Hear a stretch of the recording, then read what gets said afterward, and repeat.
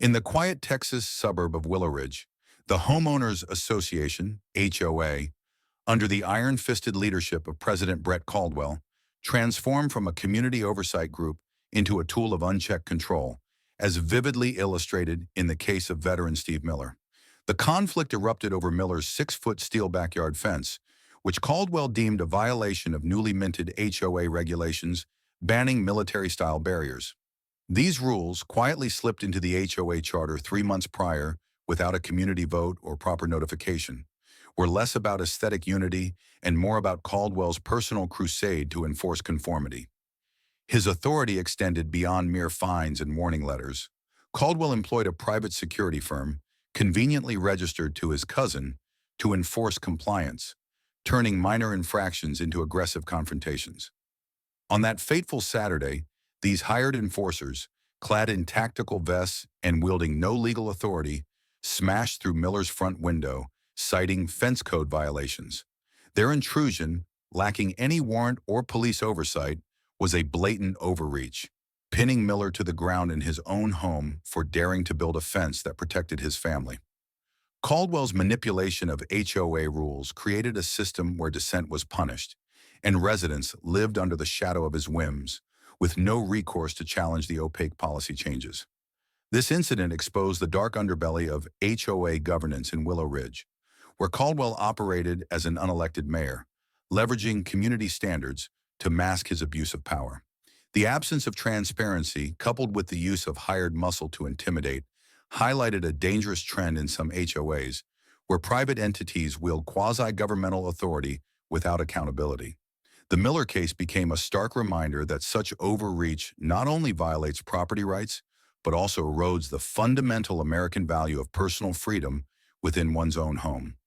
It was this abuse that set the stage for a broader fight, sparking outrage and galvanizing a movement against HOA tyranny, as the community began to question the legitimacy of Caldwell's tightly controlled kingdom. In the heart of a chaotic morning in Willow Ridge, Texas, 12-year-old Jackson Miller emerged as an unlikely symbol of courage when his family's home was invaded by HOA enforcers over a backyard fence dispute. As Steve Miller, a veteran and Jackson's father, worked on their 6-foot steel fence, 3 men in tactical vests, hired by the Willow Ridge Homeowners Association, smashed through the front window, shattering the quiet of a Saturday. With no badges or legal authority, they pinned Steve to the ground, citing vague fence code violations. Jackson, barefoot in rocket-patterned pajamas and eating cinnamon cereal moments earlier, watched in horror from the kitchen island. His heart pounded as his father struggled, face down and gasping under the weight of the intruders. Every instinct urged Jackson to hide, but a spark of resolve ignited within him, fueled by love and fear for his dad. He bolted to the den, where his father's gear cabinet stood open from a recent lesson on firearm safety. Trembling, Jackson grabbed the AR-15, its weight heavier than he expected. He didn't load it, aim it, or raise it threateningly. Instead, he returned to the living room, stepping past scattered glass and spilled cereal, and stood as a barrier between the enforcers and his father. "Get off him now," he declared, his voice cracking but resolute, loud enough to freeze the room in a tense silence. In that moment, Jackson wasn't a boy wielding a weapon, but a son defending his home, embodying a quiet bravery that belied his age. His actions halted the violence, forcing the enforcers to pause as the house seemed to hold its breath. This courageous stand, born from a child's instinct to protect, not harm, shifted the narrative of the incident, highlighting the injustice of the HOA's intrusion. Jackson's trembling hands and steady resolve became a powerful image, later galvanizing a community and a nation to question the overreach that pushed a 12-year-old to such a moment. His act of defiance, rooted in love rather than aggression, underscored the profound impact of a child's courage in the face of overwhelming odds. In the aftermath of the explosive confrontation at the Miller home in Willow Ridge, Texas, the incident involving 12-year-old Jackson Miller and the HOA enforcers ignited a firestorm of media coverage and public reaction that often distorted the truth. When hired enforcers, acting under the Willow Ridge Homeowners Association's orders, smashed through the Miller family's front window over a 6-foot backyard fence, Jackson's courageous act of grabbing an AR-15 to protect his pinned-down father, Steve, became the focal point of a viral narrative. Within hours, grainy cell phone footage of Jackson, barefoot in rocket-patterned pajamas, holding the rifle, flooded social media, stitched into reaction videos with dramatic music, red filters, and bold captions. The hashtag number ARKid emerged within 48 hours, with some interpreting it as American resilience, celebrating Jackson's bravery, while others branded it armed and reckless, painting him as a dangerous child. Cable news networks fueled the frenzy, hosting heated debates with psychologists and security experts, sidestepping the HOA's unlawful intrusion to focus on whether Jackson symbolized freedom or societal failure. Headlines like 12-year-old points rifle at HOA security, an armed child in domestic dispute dominated, omitting critical context. The shattered window, the unannounced entry by non-police enforcers, and Jackson's non-threatening stance, where he never aimed or loaded the weapon, only demanding the men stop harming his dad. This misrepresentation transformed a scared boy's instinctive act into a polarizing spectacle, drowning out the Miller family's reality. The public's reaction was equally divided, with some online voices hailing Jackson as a hero, a young patriot defending his home, while others vilified him, questioning why a child had access to a firearm. At school, Jackson faced isolation, his inbox flooded with messages ranging from, "My dad says you're a hero," to cruel taunts like, "You're a freak." The school, citing safety, barred him from attending, and the PTA held emergency meetings, leaving Jackson to retreat to his room, curtains drawn, yearning for the normalcy of chilly nights with his dad. The viral attention also spurred a custody battle, as his mother, Kate, filed for emergency custody, citing reckless exposure to firearms, further fracturing Jackson's world. The media's focus on sensationalism over substance obscured the HOA's abuse of power, led by President Brett Caldwell, and the lack of legal oversight for their hired muscle. This skewed narrative, driven by clicks and outrage, not only misrepresented Jackson's actions, but also delayed the public's understanding of the true injustice, until voices like attorney Rachel Green began to shift the story toward accountability and truth. The violent intrusion by the Willow Ridge Homeowners Association's hired enforcers into the Miller family home in Texas, sparked by a dispute over a 6-foot backyard fence, unleashed a cascade of legal and social consequences that profoundly altered the lives of 12-year-old Jackson Miller and his veteran father, Steve. When 3 men in tactical vests, lacking any legal authority, smashed through the Miller's front window and pinned Steve to the ground, Jackson's instinctive act of grabbing an AR-15 to demand they stop catapulted the family into a maelstrom of scrutiny. The incident, captured on video, went viral under the hashtag number ARKid, but the sensationalized narrative, focused on Jackson's use of a firearm, buried the context of the HOA's unlawful actions. This misrepresentation had immediate social repercussions for Jackson. School became untenable. Labeled a safety risk, he was barred from attending, and the PTA convened emergency meetings. Classmates sent mixed messages, some calling him a hero, others branding him a freak, leaving Jackson isolated in his room, his once vibrant Minecraft server abandoned, and his sense of normalcy shattered.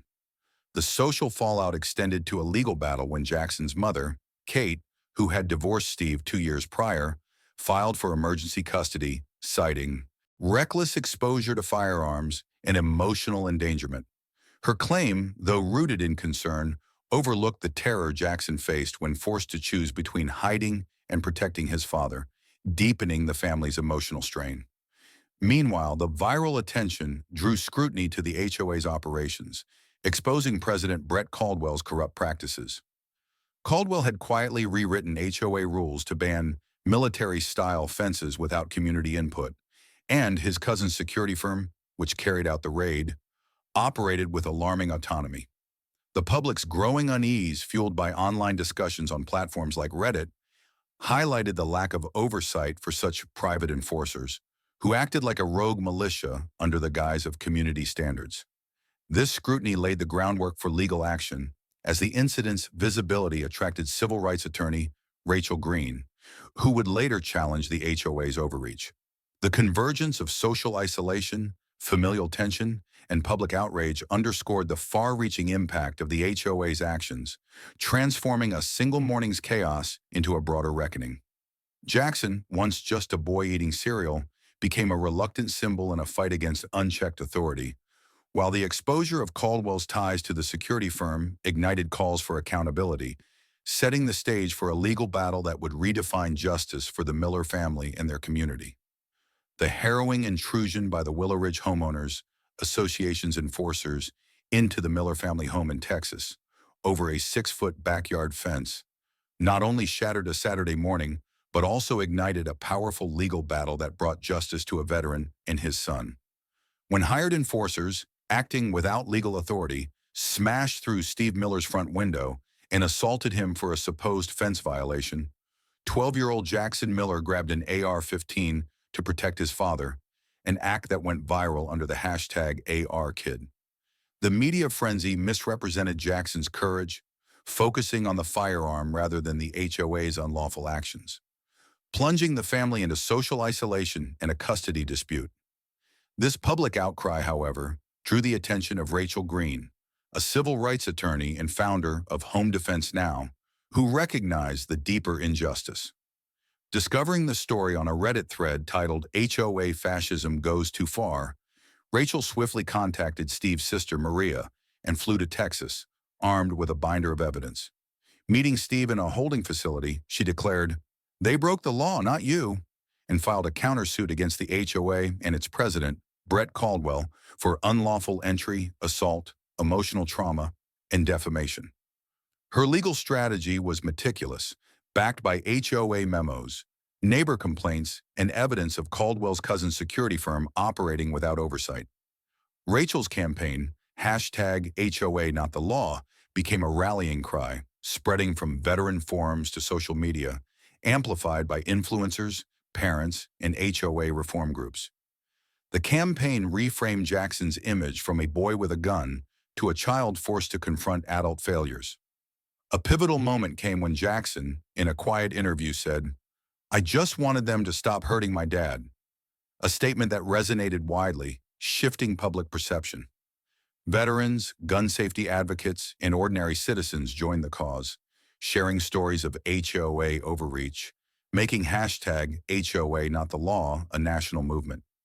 Rachel's subpoenas uncovered Caldwell's covert rule changes, including a ban on military-style fences enacted without community input, exposing his authoritarian grip. This legal and social momentum transformed the narrative, highlighting the HOA's abuse of power and Jackson's bravery in standing up to it.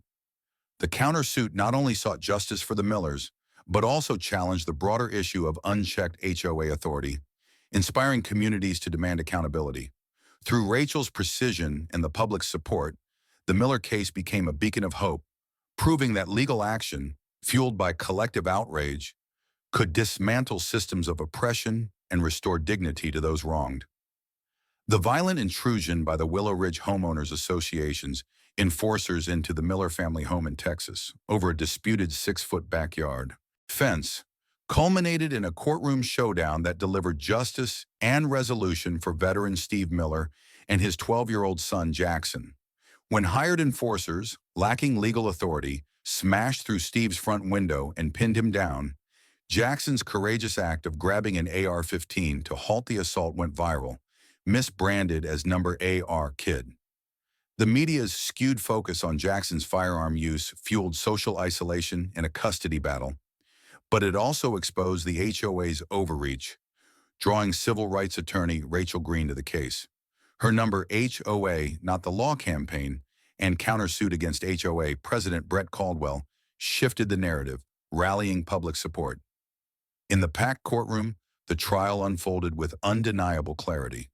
Neighbors testified about mysterious fines and unannounced rule changes, while a former HOA board member admitted to being blindsided by Caldwell's policies. The atmosphere shifted when Jackson took the stand, his blue button-up and trembling hands underscoring his youth. Haltingly, he recounted the terror of seeing his father on the floor, explaining, "I didn't want to hurt anyone. I just wanted them to stop hurting my dad." The room fell silent, but the decisive blow came when Rachel presented a damning HOA memo from Caldwell, dated 3 days before the raid. Make an example out of Miller. His military PTSD chic ruins our curb appeal. Gasps echoed as reporters scribbled furiously, and even Caldwell supporters recoiled. The judge, verifying the memo's authenticity, declared, "I've heard enough," and delivered a swift verdict. The HOA was found in violation of state property rights and trespass laws, its security firm's license revoked, and Caldwell fined $100,000 and removed as president. Charges against Steve were dropped, affirming his right to defend his home. In a quieter victory, the custody petition filed by Jackson's mother, Kate, was dismissed, the judge deeming state intervention unnecessary. In the hallway, Kate, tears in her eyes, hugged Jackson and told Steve, "I know now he wasn't in danger with you. He was safe." This emotional reconciliation, coupled with the legal triumph, restored the Miller family's unity. Outside the courthouse, Jackson stood tall beside his father, no longer hiding from the cameras. The trial not only dismantled Caldwell's authoritarian regime, but also reaffirmed the family's resilience, proving that justice, when backed by truth and community support, could prevail against unchecked power, setting a precedent for HOA accountability nationwide. The confrontation at the Miller family home in Willow Ridge, Texas, over a 6-foot backyard fence, left an indelible mark on the community and beyond, transforming a simple structure into a powerful symbol of resilience and justice. When HOA enforcers, hired by President Brett Caldwell, illegally smashed through veteran Steve Miller's front window, 12-year-old Jackson Miller's courageous stand with an AR-15 to protect his father sparked a viral storm, mislabeled as number AR Kid. The media's initial misrepresentation fueled social isolation and a custody battle. But civil rights attorney Rachel Green's hashtag HOA Not the Law campaign and countersuit shifted the narrative, exposing the HOA's overreach. The trial's decisive verdict, revoking the HOA's security firm's license, fining Caldwell $100,000, and dismissing charges against Steve, restored the family's dignity and reunited them with Jackson's mother, Kate, acknowledging Steve's protective role. 6 months later, the fence stood firm, now protected by state law, no longer a point of contention but a testament to the Millers' unwavering stand. For the family, it was more than a barrier. It marked where their fight began and where it found resolution. Jackson returned to school, sitting quietly by the lunchroom windows, deflecting occasional stares with newfound confidence. He didn't see himself as a hero, but his humility only deepened his community's respect. At home, life regained a quieter rhythm. Sunday barbecues resumed, and Steve and Jackson planted tomatoes, rebuilding normalcy. Together, they launched Backyard Liberty, a podcast recorded in their garage, discussing home ownership, personal rights, and fatherhood. In the first episode, What Makes a Home Worth Defending, Jackson's voice, is steadier now, declared, "They thought we were the threat, but the real danger was thinking they could take everything without a fight." The podcast's raw honesty resonated, offering a platform for reflection on the values that define a home. The fence, once a flashpoint, became a broader symbol of the American fight for autonomy against overreach, inspiring HOA reform movements nationwide. The Miller case underscored that bravery isn't always loud. Sometimes it's a boy in pajamas standing firm, or a father enduring scrutiny to protect his family. Justice, too, doesn't always wear a badge. It can emerge from a community's collective demand for accountability. The Miller's story, etched into that steel fence, serves as a reminder that ordinary people, through courage and persistence, can challenge oppressive systems, leaving a legacy that endures long after the headlines fade, inspiring others to defend their own patch of ground.